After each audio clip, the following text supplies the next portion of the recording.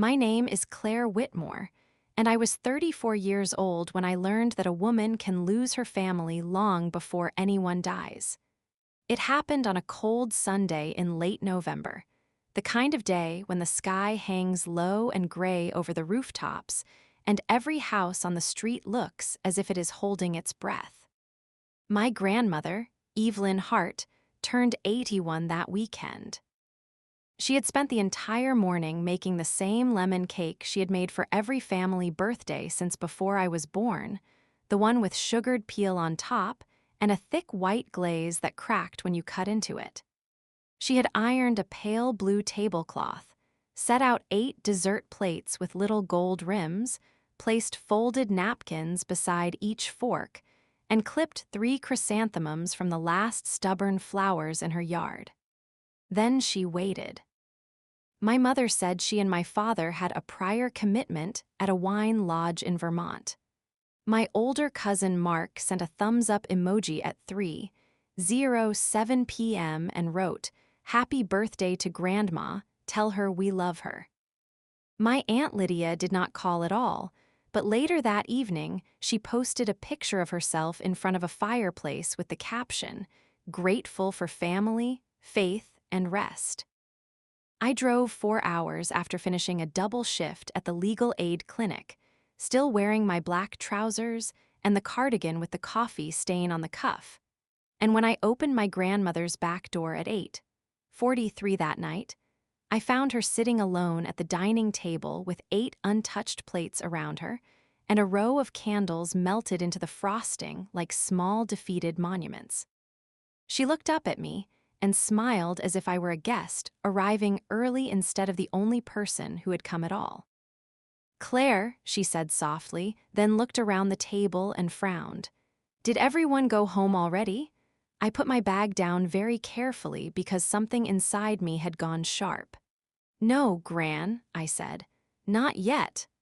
I took off my coat, lit 1 new candle from the junk drawer, sang happy birthday in a voice that broke halfway through, and cut her a slice of cake.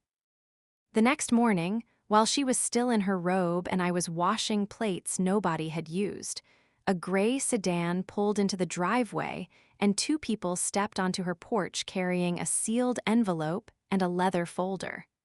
By the time they left, I was holding the beginning of the end of my family. Before that weekend, I had always understood my place in the Hart family. I was useful but not impressive, dependable but not important. My father, David, had retired early from a medical supply company and spent most of his time talking about investments he barely understood. My mother, Marlene, had turned social respectability into a full-time occupation.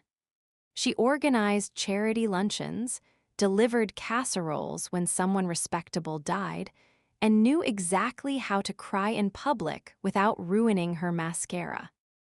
My Aunt Lydia, my father's younger sister, owned a boutique interior design studio and called herself a curator of beautiful spaces.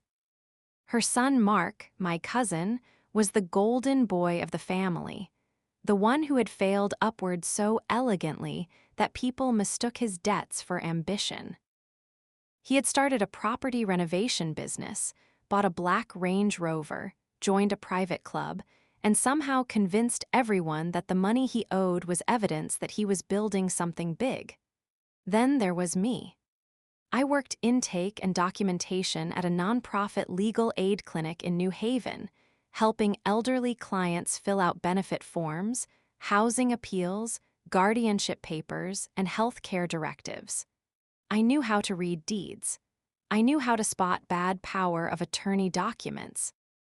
I knew what undue influence looked like when it entered a room wearing perfume and a sympathetic smile. In my family, this made me the paperwork girl. My mother said it that way, gently, like she was calling me adorable. "Claire is still doing that paperwork thing for poor people," she once told a dinner guest, as if I collected stamps for a living. I let them underestimate me because correcting them would have taken more energy than I had. My grandmother never underestimated me. Evelyn Hart had lived in the same white clapboard house on Juniper Lane for 56 years. The shutters were dark green, the porch floor slanted slightly to the left, and every spring the lilac bushes grew so wild that they brushed against the kitchen windows. My grandfather had died when I was 10, but his workbench was still in the garage, his old radio still on the shelf, his handwriting still on masking tape labels stuck to coffee cans full of nails. That house was the closest thing I had to a childhood home. I had spent summers there when my parents were too busy to remember school break existed. I had learned to peel apples at her counter, ride a bicycle in her driveway, sleep without fear under the yellow quilt in the upstairs guest room.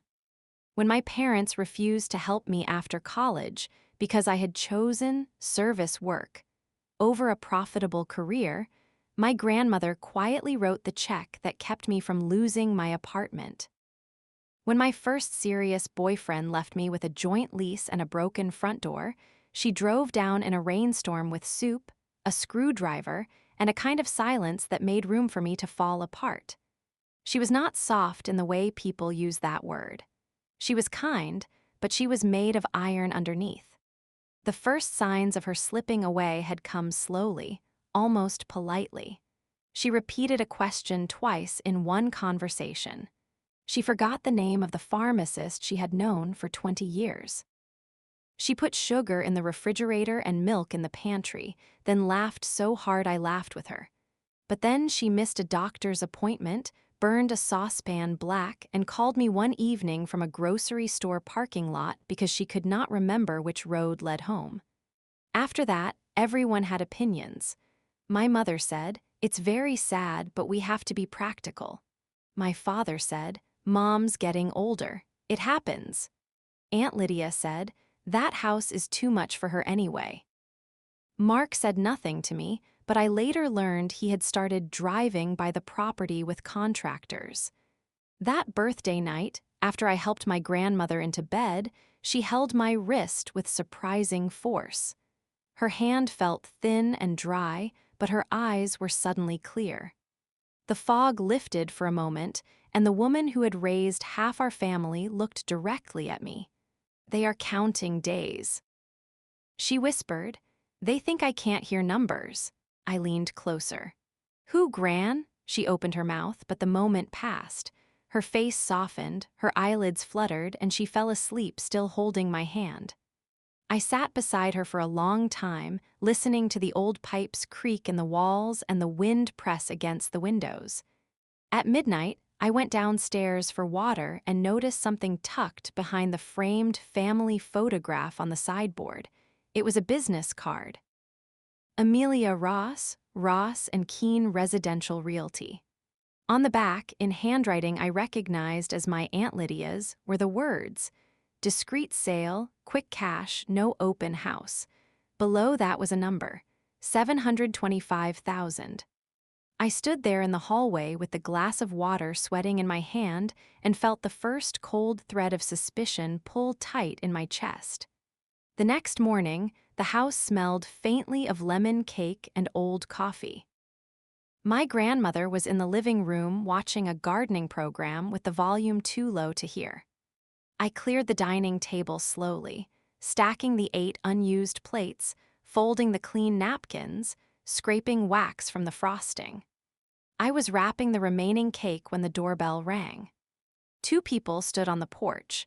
A woman in her late 60s with silver hair cut to her chin and a navy coat buttoned to the throat, and a younger man with a messenger bag and a notary stamp case. The woman looked at me as if she already knew exactly who I was. "Claire Whitmore?" she asked. "Yes. My name is Margaret Ellis. I'm an attorney. This is Owen Patel, my associate. Your grandmother retained our office last year." My mouth went dry. "Last year?" The woman lifted a sealed packet. It was thick, cream-colored, and closed with a strip of tape signed across the flap in my grandmother's handwriting. Not the trembling handwriting I had seen lately on grocery lists. The old handwriting. Firm, elegant, almost stubborn. Mrs. Hart instructed us to deliver this to you personally, Margaret said. She was very specific. Why now? I asked. Margaret's eyes moved past me through the doorway toward the living room where my grandmother sat in her robe, small under a crocheted blanket. Because the conditions she described appear to have begun, she said. Then she handed me her card. Do not show this to your family until you have read it. Call me when you are ready, today if possible. They left without coffee, without small talk, without giving me time to ask the questions gathering in my throat. I stood in the foyer holding the packet. My phone buzzed almost immediately. A text from my mother, who was at Grandma's. I stared at the screen. Then another message came. Claire, answer me. Do not let strangers pressure her into anything. I looked down at the sealed packet, at my grandmother's strong signature stretched across the flap like a gate.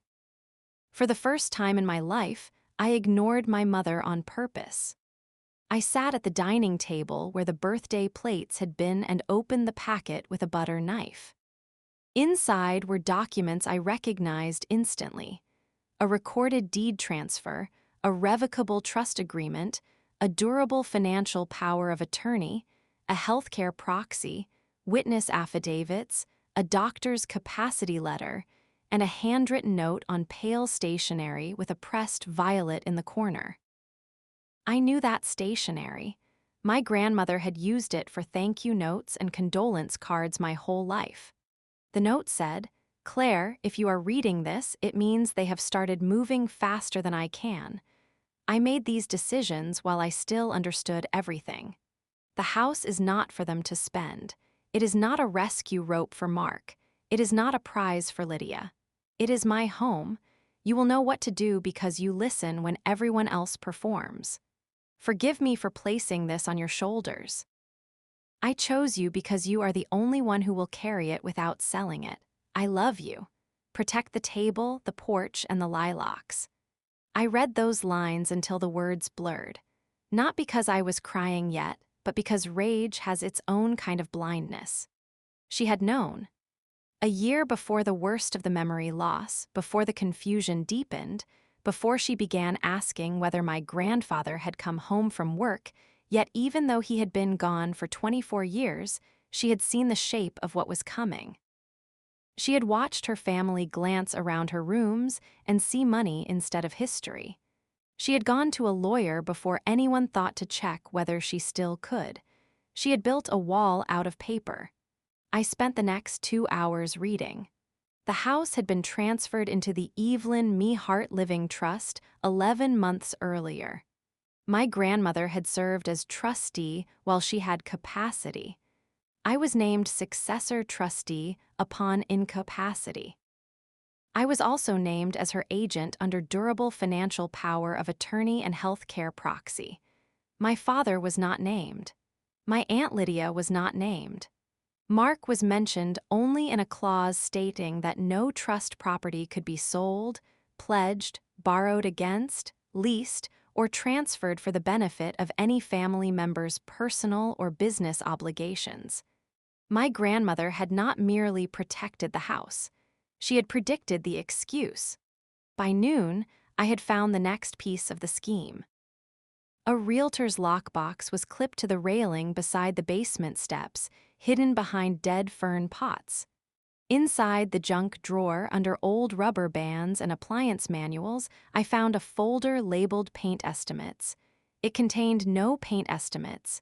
It contained a draft purchase contract for 18 Juniper Lane. Buyer, Bay Harbor Residential Holdings, LLC. Purchase price, $725,000. Cash. Closing date, December 10. Seller representative, Mark Danton Renovations. Listing agent, Amelia Ross. There was also a listing agreement dated 4 weeks earlier, apparently signed by my grandmother, authorizing Amelia Ross to market the property privately. My grandmother's signature crawled across the page in broken lines, uneven and hesitant. Below it, as witness, was my Aunt Lydia's signature, clean and satisfied. I called my mother first because some part of me still wanted to believe there was an explanation that did not involve betrayal. She answered on the third ring. Claire, finally, I've been worried. Who came to the house? A lawyer. Silence. Then she laughed lightly, too lightly. A lawyer for what? Grandma hired her last year. Oh, Claire. The way she said my name told me everything. She already knew enough to be afraid. Your grandmother has had confused episodes for a long time. You can't take every old paper seriously. The house is in a trust. This time the silence lasted longer. What did you say? I said the house is in a trust. Grandma transferred it last year. I'm successor trustee. My mother inhaled through her nose. I heard a door close on her end, then the muffled shift in her voice that meant she had stepped away from someone. Listen to me carefully. Your grandmother's care is becoming expensive, and this family has made a decision. This family or Lydia, do not start. Or Mark. Mark is trying to keep his business alive, she snapped. There it was, no more gentle concern, no more charity luncheon voice. He has employees, Claire, he has contracts. The sale helps everyone. Evelyn can move into a proper memory care facility, Mark can stabilize the company, and your father can stop carrying guilt for things he cannot fix. Grandma doesn't know you're selling her house. She doesn't know what she had for breakfast, my mother said. And by spring, she may not know the house at all. I looked toward the living room. My grandmother had fallen asleep in her chair, her hands folded over the blanket, her face turned toward the window where the lilacs scratched the glass. Then it's a good thing someone knew before spring, I said, and ended the call. Margaret Ellis's office was in an old brick building near the courthouse, above a bookshop that smelled of rain and dust. I arrived the next morning with the packet, the purchase contract, the shaky listing agreement, and a plastic bag containing the realtor's business card I had found behind the family photograph. Margaret did not look surprised. Good attorneys rarely do. She led me into a conference room with a round table and no decorations except a framed print of a lighthouse in bad weather. Owen Patel brought coffee and a legal pad. Margaret sat across from me, opened her copy of the file and said, Your grandmother came to us in January. She was fully oriented, articulate, and very aware that her memory was beginning to change. She was also afraid. I swallowed. Of my family? Of financial pressure disguised as family duty, Margaret said. Those were her words. She slid a photocopy across the table. It was a page from my grandmother's handwritten notes. At the top, underlined twice, she had written, Mark's debt is not my house. Lydia will smile first. David will fold. Marlene will call it kindness. Claire will understand. I stared at that line until my throat hurt. David will fold.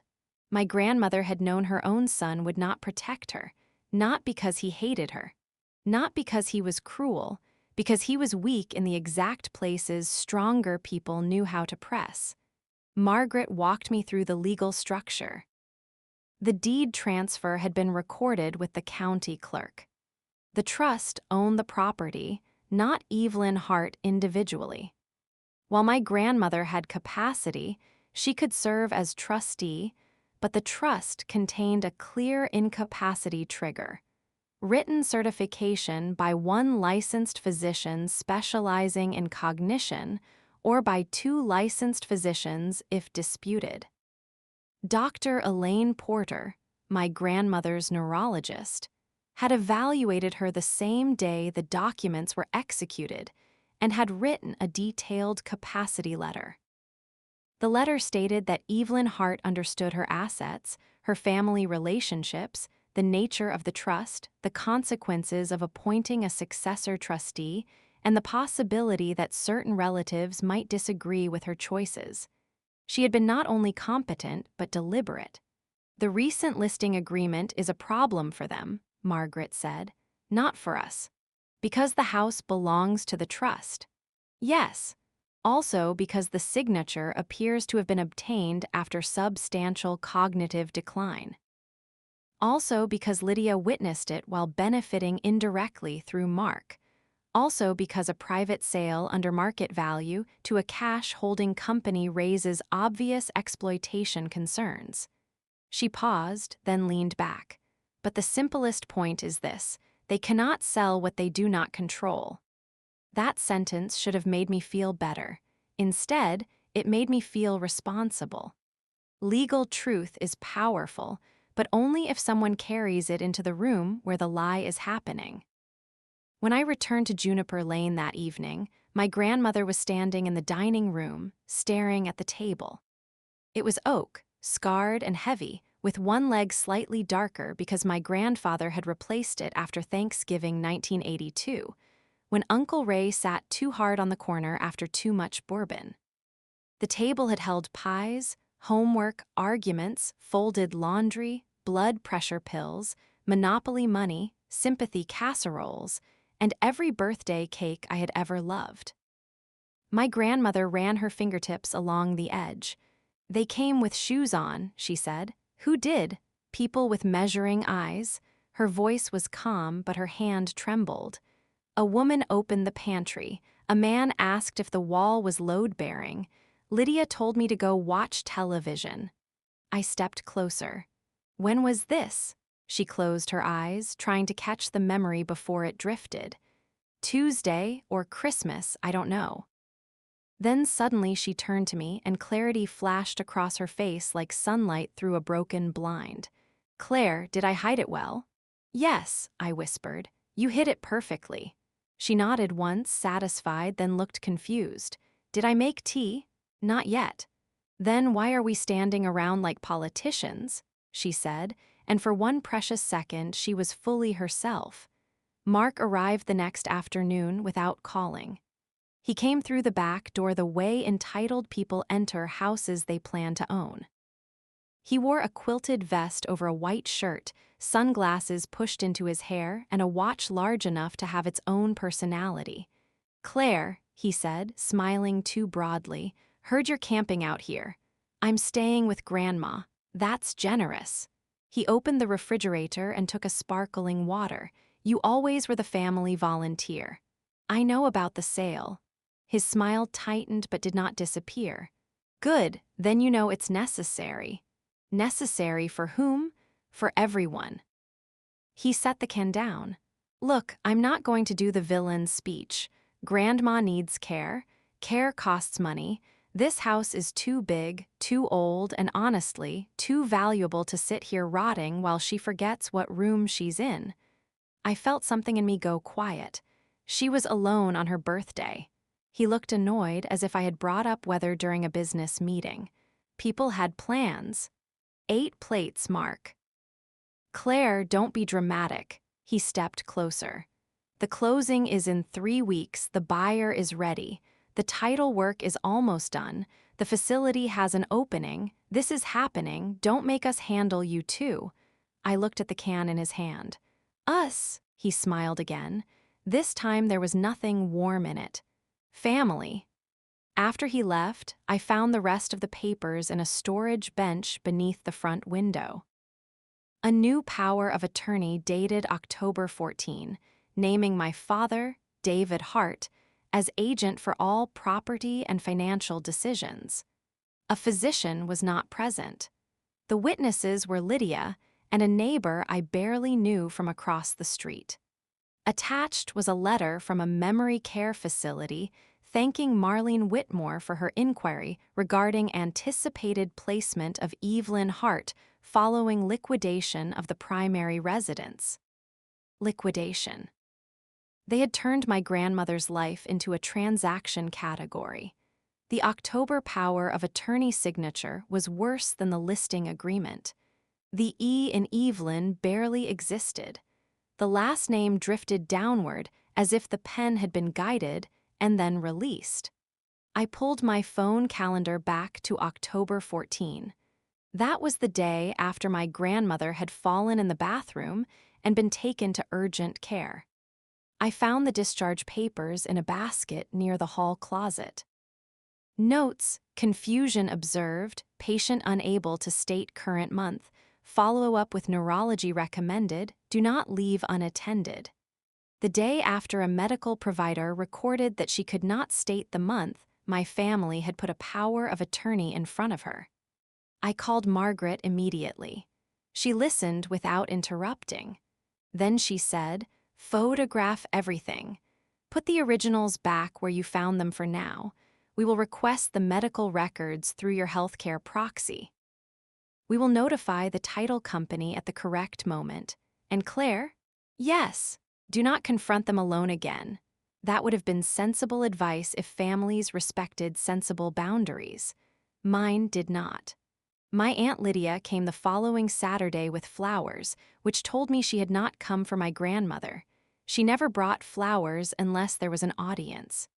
She placed them in the sink without water, took off her gloves, and looked around the kitchen as if mentally changing the wallpaper. "This room gets such pretty light," she said. "With the right updates, it could be stunning." "It already is," she smiled sadly. "You always were sentimental." My grandmother was napping upstairs. Lydia lowered her voice. "Claire, I know you think you're doing something noble, but you are making this harder on everyone." "By everyone, do you mean Grandma or Mark?" A flicker. Then the smile returned.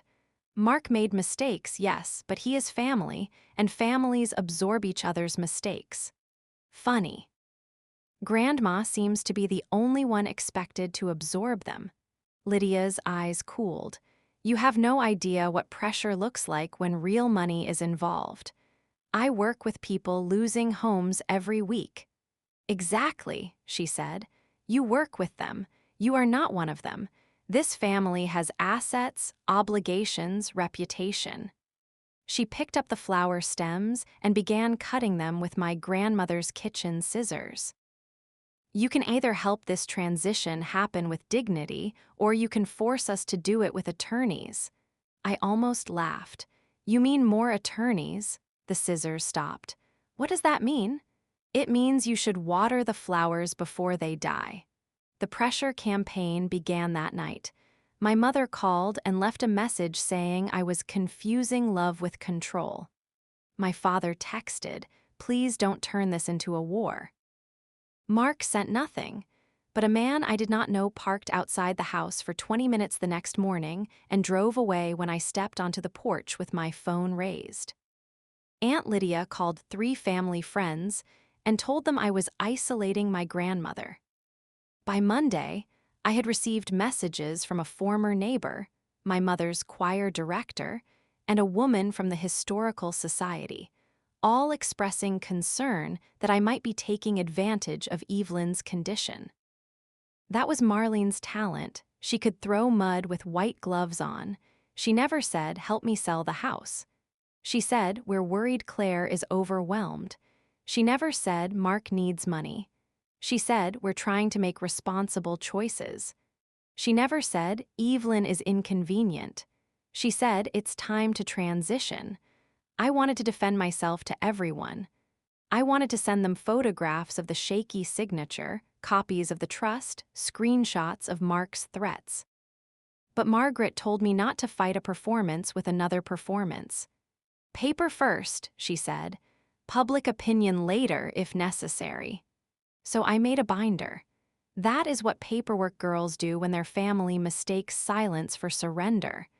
I labeled sections: trust, deed, capacity, medical timeline, unauthorized sale, communications, facility placement, witness notes. I printed photographs, certified copies, call logs, text messages, and the birthday picture I had taken of my grandmother smiling bravely over a single relit candle.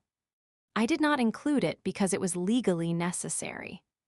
I included it because someday, if anyone tried to make this about assets, I wanted a record of the woman at the center of it. The formal capacity evaluation happened 9 days before the scheduled closing. Dr. Elaine Porter came to the house because moving my grandmother made her anxious. Margaret attended. I sat in the kitchen and tried not to listen, but old houses carry voices. I heard Dr. Porter ask my grandmother the date, the president, the location, the names of family members. Some answers came, some did not. Then I heard her ask, "Evelyn, do you know what your house is?" There was a long pause. My grandmother's voice, thin but steady, answered, "It is where my life stayed." I put both hands over my mouth. Later, Dr. Porter's report would say moderate cognitive impairment, lack of capacity for complex financial transactions, vulnerable to influence, unable to understand consequences of real estate transfer. But I remembered only that sentence. It is where my life stayed. Margaret sent formal notices 2 days later. One went to the title company. One went to Amelia Ross, the realtor. One went to Bay Harbor Residential Holdings. One went to my father as the so-called agent under the October power of attorney. The letters were short, dry, and devastating.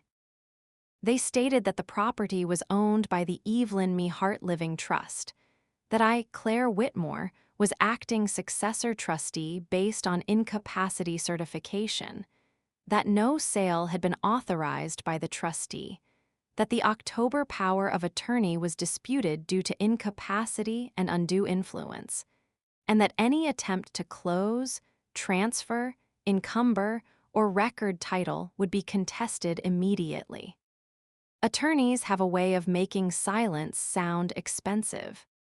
For 24 hours, nobody in my family contacted me. Then Mark came back. This time he knocked. That frightened me more than when he had walked in. I opened the door but left the chain on. He looked different. No sunglasses, no smirk. His face had the gray sheen of someone who had spent the night doing math and losing every time. "Claire," he said, "let me in." "No," his jaw flexed. "I need to talk to you." "You can talk from there." He looked past me into the hall. "You don't understand what you're doing. The buyer pulls out, I'm finished. Then you should call your lender. My lender wants money. Grandma is not money." His eyes snapped to mine. "You think you're better than us because you work with sad old people and no legal words. No, I think I'm the only one in this family who read what Grandma actually wanted." He laughed once bitterly. "She wanted family taken care of. She wrote that your debt was not her house." His face changed, just slightly. Enough to confirm he knew about the note. "Lydia showed you?" I asked. He said nothing. "You knew there was a trust." "I knew there was old paperwork. Recorded paperwork. You're going to ruin me over a house she won't even remember." The old anger rose in me, but beneath it was something colder. "She remembered enough to protect it from you." Mark stepped closer to the door. The chain pulled tight. For a second, I thought he might try to force it. Then from behind me, my grandmother's voice floated down the hall. "Claire, is that a salesman?" I did not take my eyes off him. "No, Gran, nobody important." Mark stared at me as if he hated me enough to become honest. Then he turned and walked away. The next morning, Adult Protective Services called. An investigator named Denise Alvarez had been assigned. She had received Margaret's documents and wanted to interview my grandmother, me, and, if possible, members of the family involved in the attempted sale. Her voice was calm and professional, but I heard something under it when I described the birthday, the private showings, the October power of attorney, and the facility placement letter. Recognition, not surprise. That was the saddest part. None of this shocked the people whose job it was to protect elders. They had seen it in different houses, under different names, with different excuses. A daughter borrowing against a mother's condo. A son moving into a father's bank account. A niece isolating an aunt from visitors. Respectable people can become very creative when they decide an aging person has already become an inheritance. 5 days before closing, my father came alone. He parked at the curb instead of the driveway. I watched him sit in the car with both hands on the steering wheel, head bent. When he finally came in, he looked older than he had at Thanksgiving the year before. Not old like my grandmother. old like someone being crushed from the inside by choices he had refused to make. "Where's Mom?" he asked. For a moment I thought he meant Marlene, because that was how completely my parents occupied the word family. Then I realized he meant Evelyn. "Upstairs resting." He nodded and stood awkwardly in the kitchen he had grown up in. His eyes moved to the windowsill where my grandmother kept small glass jars of buttons, to the dent in the floor near the stove, to the table. "Dad made that repair," he said quietly, pointing to the darker table leg, "after Ray fell into it." "I know." He smiled faintly, then it vanished. "Claire, I need you to understand. Mark is desperate." "I understand." "No, you don't. He took loans against projects that stalled. Interest piled up. There are liens. If this sale collapses, everything collapses. Then why is Grandma the solution?" He flinched. "She would want to help." She wrote down that she didn't. People write things when they're angry. She wrote it while legally competent, with a doctor confirming she knew exactly what she was doing. He sank into a chair and covered his face with one hand. "Your mother says if we don't help Mark now, Lydia will never forgive us. And if you sell your mother's house behind her back." He looked at me then, and for the first time I saw grief without performance in him. "I don't know how to stand up to them anymore," he whispered. It was the most honest thing he had ever said to me. I wanted to hate him. It would have been cleaner, but weakness can cause as much damage as cruelty, and understanding it does not undo the damage. "You could start now," I said. He looked toward the stairs. "She won't know." "You know." He closed his eyes. A tear slipped down one cheek. Then his phone rang. He looked at the screen. "Marlene." He stood before answering. "I have to go." "No," I said. "You're choosing to go." He left anyway. 3 days before closing, my grandmother had one of her bright mornings. She came downstairs dressed in a green sweater, hair brushed, lipstick slightly crooked but determined. "We should make soup," she announced. "For what occasion?" I asked. "The occasion of having potatoes." So we made soup. She peeled half a carrot, forgot what she was doing, then remembered enough to tell me I was cutting onions too large.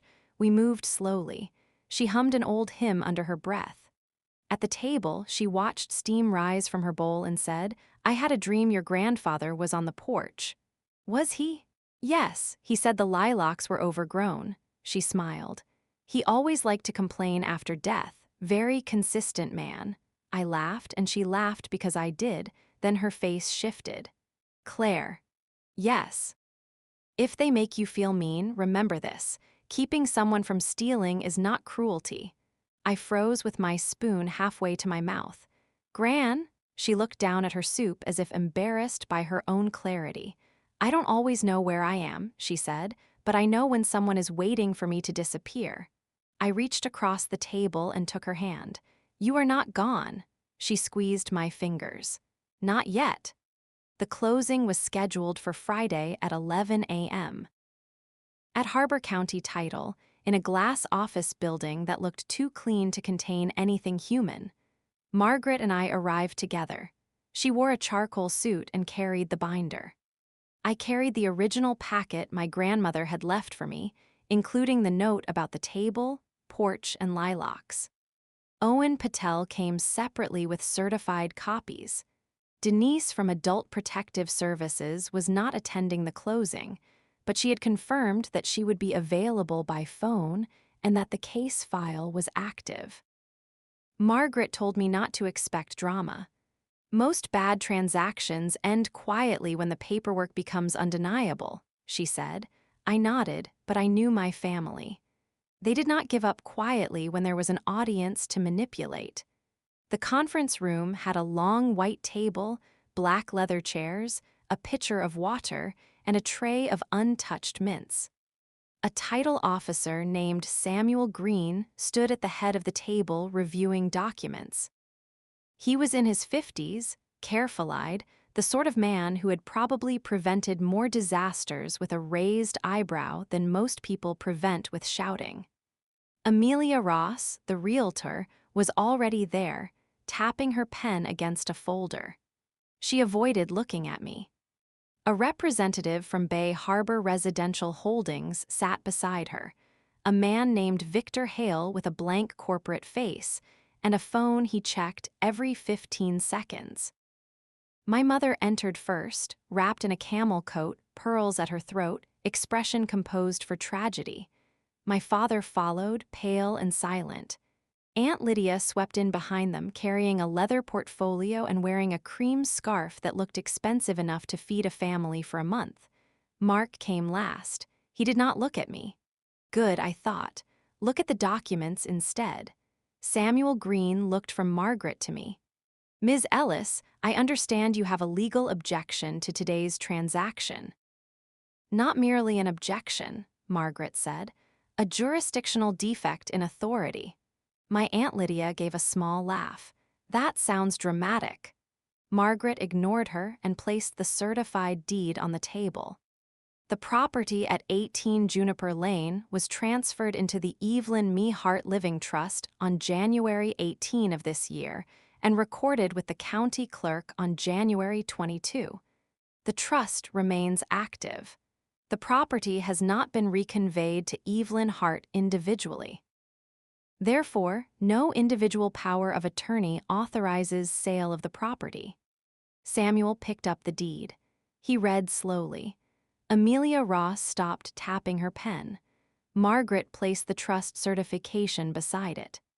Claire Whitmore is the successor trustee under Section 6 of the trust instrument, activated upon incapacity certification. Dr. Elaine Porter evaluated Mrs. Hart last week and certified that she lacks capacity for complex financial transactions. Ms. Whitmore has not authorized this sale. In fact, she expressly objects to it. Mark shifted in his chair. We have a power of attorney. You have a disputed power of attorney, Margaret said, signed after medical documentation of confusion, witnessed by a financially interested family member, and irrelevant to trust-owned property even if valid. My mother leaned forward. This is absurd. Evelyn is my husband's mother. We have been managing her affairs for months because Claire was too busy with her little legal job until she suddenly decided to take control. There it was, little legal job, even here, even now. Samuel's eyes moved to me, but he said nothing. Margaret placed the physician's January capacity letter on the table next. At the time the trust was created, Mrs. Hart was examined and found to have full legal capacity. She specifically identified the risk that family members might attempt to liquidate her residence to satisfy Mark Danton's business debts. The trust contains a clause prohibiting trust assets from being used for that purpose. Victor Hale, the buyer's representative, looked up from his phone for the first time. Mark Danton's debts? Amelia Ross whispered. Victor, this is a family dispute. It is a title dispute, Samuel corrected. His voice was quiet, but the room changed around it. And potentially an elder exploitation issue, Margaret added. She placed the Adult Protective Services case acknowledgement on the table. My Aunt Lydia stood. How dare you? Her voice trembled beautifully. I had to admit she was good. After everything our family has done for Evelyn, you bring strangers into a private matter and accuse us of exploitation. Private matters don't usually come with closing packets, I said. Every head turned toward me. I had planned to say very little. Short sentences. Facts. No emotion. But the sight of them sitting around that table, dressed for the sale of my grandmother's life, burned through the script. I kept my voice level. You brought strangers through her rooms while she sat in the living room. You hid a lockbox behind her basement steps. You had her sign a power of attorney the day after urgent care documented that she could not state the month. You arranged memory care placement contingent on liquidation of the house. And you scheduled a closing for a property none of you had authority to sell. My mother's face hardened. Claire, stop. No. The word came out calm, stronger than I expected. You left her alone on her birthday with 8 plates on the table. You decided she would not remember the house soon enough for her wishes to stop mattering. You were wrong. For a moment, nobody spoke. Then Samuel Green set the deed down and closed the file in front of him. The sound was soft but final. "Harbor County Title will not close this transaction," he said. Amelia Ross began to protest, but he lifted one hand. "There is unresolved trust ownership, disputed authority, capacity concerns, and notice of an active protective services inquiry. I cannot ensure this transfer." Victor Hale stood immediately. "Bay Harbor is withdrawing pending legal clearance." He buttoned his jacket. "We don't buy lawsuits." Then he walked out. Mark exploded. "You have no idea what you just did." His chair scraped back so hard it struck the wall. "I'm done. Do you understand that? Done. The bank will take everything." "Then the bank will take what belongs to you," I said, "not what belongs to her. She is one old woman in a house she can't maintain." His voice cracked, and the desperation underneath finally showed itself, ugly and frightened. "My whole life is on the line. So was hers." My father made a sound then, small and broken. He was staring at my grandmother's signature on the January trust. I watched him understand, perhaps for the first time, that his mother had not forgotten him by accident. She had looked at him clearly and chosen someone else because she knew he would not hold. My mother saw it too. She put a hand on his shoulder, but he flinched. Not much. Enough. Aunt Lydia turned on me with tears in her eyes that did not reach her voice. "You have destroyed this family." I looked at her, at my mother, at Mark, at my father. "No," I said. "I found the place where it was already broken." Margaret gathered the documents. Samuel promised written confirmation that the closing had been canceled and the file flagged. Amelia Ross left quickly, her heels clicking down the hall. Mark stormed out without looking back.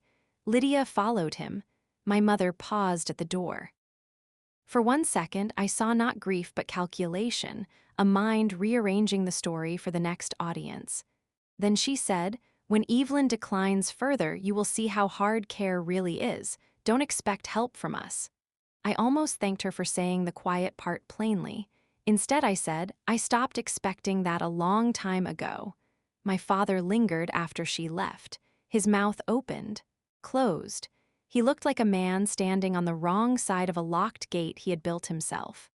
"Claire," he said. "Tell her," he did not finish. "Tell her yourself," I said. He looked down, then he walked away. Outside, the air smelled like rain on pavement.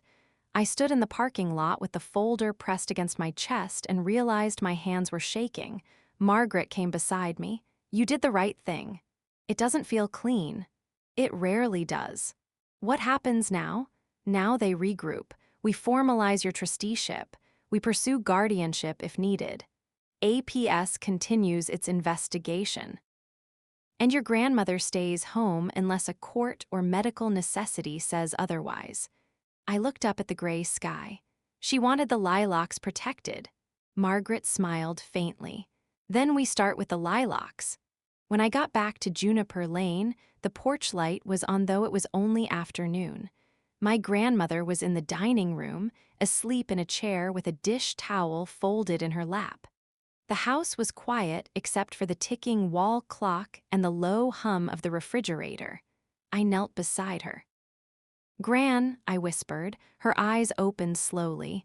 Cloudy, searching. "Claire, yes." "Are we late?" I took her hand. "No, we're right on time." She looked toward the table. "Did they take it?" My throat closed. "No, they didn't take it." Her fingers tightened around mine. "The porch, still yours. The lilacs, still yours." She exhaled, and her whole body seemed to settle deeper into the chair. "Good," she said. "Your grandfather hated bare windows." Then she drifted back to sleep. The weeks after the canceled closing did not feel like victory. People who have never had to protect someone from their own relatives imagine that justice arrives with music. It doesn't. It arrives with phone calls, forms, medication schedules, awkward silences, and bills. APS substantiated financial exploitation concerns after interviewing the title officer, the realtor, my father, and my aunt. The October power of attorney was formally challenged and later declared invalid. The realtor claimed she had relied on representations from the family and quietly withdrew from any further involvement. Bay Harbor sent a letter terminating the purchase agreement. Mark's renovation business collapsed in February. He lost 2 properties, sold the Range Rover, and, according to a cousin, moved into a rented townhouse with a roommate he described as temporary. He never apologized. He did send one email accusing me of choosing wood and wallpaper over blood. I printed it and put it in the binder. Aunt Lydia's reputation suffered in the small, precise way reputations suffer among people who pretend not to gossip. Clients stopped asking her to redesign inherited homes. The Historical Society removed her from a fundraiser committee after someone leaked the canceled closing story. My mother stopped mentioning family values on social media for a while. My father came once in March alone again. He stood on the porch for 10 minutes before knocking. My grandmother did not recognize him at first. When she did, she smiled with heartbreaking sweetness and called him my David. He cried in the bathroom where he thought I could not hear. Before leaving, he stood in the doorway of the dining room and touched the back of one chair. She knew I wouldn't protect her, he said. I did not soften it for him. Yes, he nodded as if accepting a sentence. She was right. I waited for more, maybe an apology, maybe a promise. He only said, "I'm sorry, Claire." I believed him. I also knew belief was not the same as repair. By spring, I had moved into the upstairs guest room full-time. The ceiling still had the crack shaped like a river, and the floorboard near the closet still squeaked. I took unpaid leave from the clinic first, then negotiated part-time remote work doing document review and elder benefits appeals.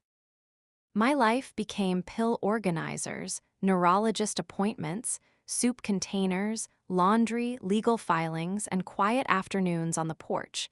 Caring for someone with dementia is not sentimental in the way movies make it. It is repetitive, intimate, frightening, boring, funny at inappropriate times, and full of tiny griefs. My grandmother asked for my grandfather 3 times a day. She hid spoons in coat pockets. She once accused me of stealing her blue shoes while wearing them. Some evenings she was angry at a world that kept rearranging itself behind her back. Other mornings she woke bright and asked whether we should prune the lilacs before they got ideas above their station. We kept the table. That became our joke and our promise. Whenever something went wrong, a missed appointment, a burned piece of toast, a day when she could not remember my name but knew she loved me, she would tap the oak surface and say, "Still here." And I would answer, "Still here." I learned that dignity is not a grand declaration. Sometimes it is a familiar mug placed in the same spot every morning. Sometimes it is letting a woman fold towels badly because folding towels tells her she belongs to the house.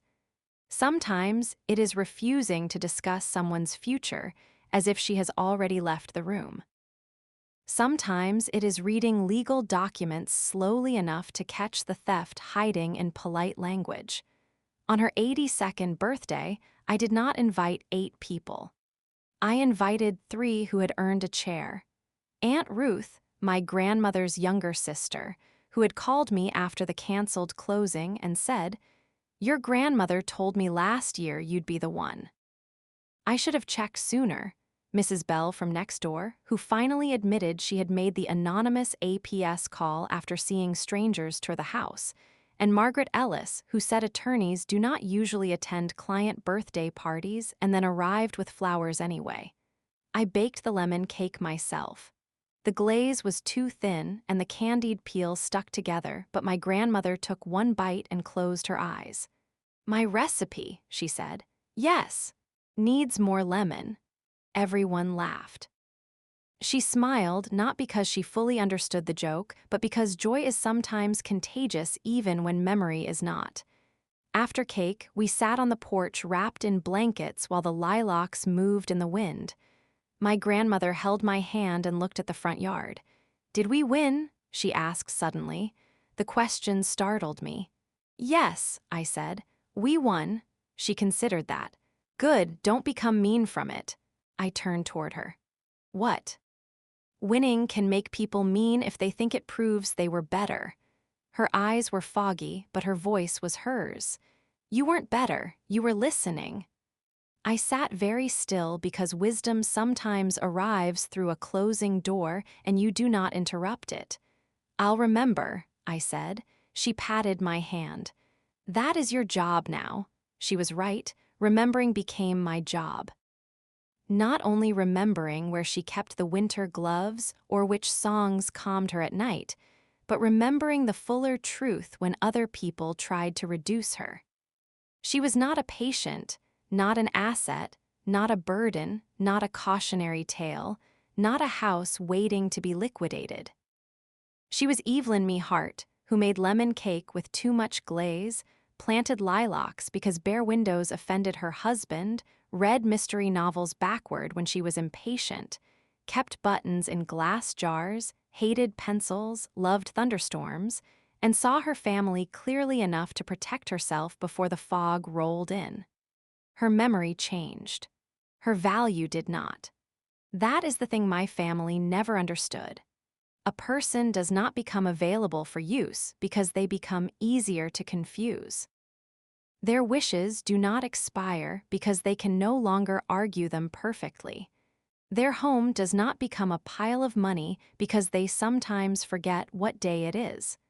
Love that waits for weakness before making decisions is not love. It is appetite wearing a family name. The binder still sits on the top shelf of the dining room cabinet. The original packet is in a fireproof box. The trust remains active. The porch was repaired that summer, not replaced, because my grandmother said new boards should not look too proud.